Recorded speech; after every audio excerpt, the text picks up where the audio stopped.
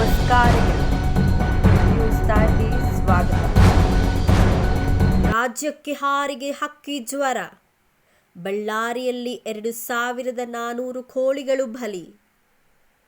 ನೆರೆ ರಾಜ್ಯಗಳಾದ ಆಂಧ್ರಪ್ರದೇಶ ಮತ್ತು ತೆಲಂಗಾಣ ದಾಂಗುಡಿ ಇಟ್ಟಿದ್ದ ಹಕ್ಕಿ ಜ್ವರ ಇದೀಗ ನಮ್ಮ ರಾಜ್ಯಕ್ಕೂ ಹಾರಿ ಬಂದಿದೆ. ಸಂಡೂರು ತಾಲೂಕಿನ ಕುರೆಕೊಪ್ಪ ಜಾನುವಾರು ಸಂವರ್ಧನಾ ಕೇಂದ್ರದಲ್ಲಿ ಸಾಕಣೆ ಮಾಡಲಾಗಿತ್ತು. ಫೆಬ್ರವರಿ 21ರಿಂದ ಇದುವರೆಗೆ 2400 ಕೋಳಿಗಳು ಹಕ್ಕಿ ಜ್ವರದಿಂದ ಸಾವಿಗೀಡಾಗಿವೆ.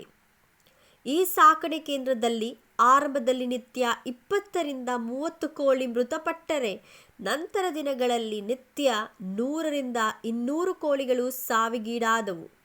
ಸಾವಿಗೆ ಹಕ್ಕಿ ಜ್ವರವೇ ಕಾರಣವೆಂದು ಪ್ರಯೋಗಾಲಯದ ಪರೀಕ್ಷೆಯಿಂದ ದೃಢಪಟ್ಟಿದೆ. ನಂತರ 1020 ಕೋಳಿಗಳನ್ನು ಸಾಯಿಸಲಾಗಿದೆ.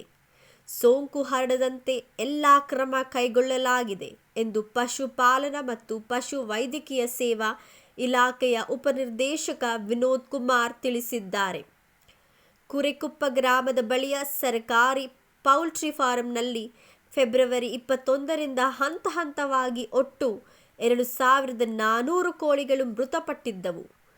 ಕೋಳಿಗಳ ಸರಣಿ ಸಾವಿನ ನಿಖರ ಕಾರಣ ತಿಳಿಯಲು ಕೋಳಿಗಳ ಮಾದರಿಯನ್ನು ಮಧ್ಯಪ್ರದೇಶದ ಭೋಪಾಲ್ನಲ್ಲಿರುವ National Institute of High Security Animal Disease ಪ್ರಯೋಗಾಲಯಕ್ಕೆ ಕಳುಹಿಸಲಾಗಿತ್ತು.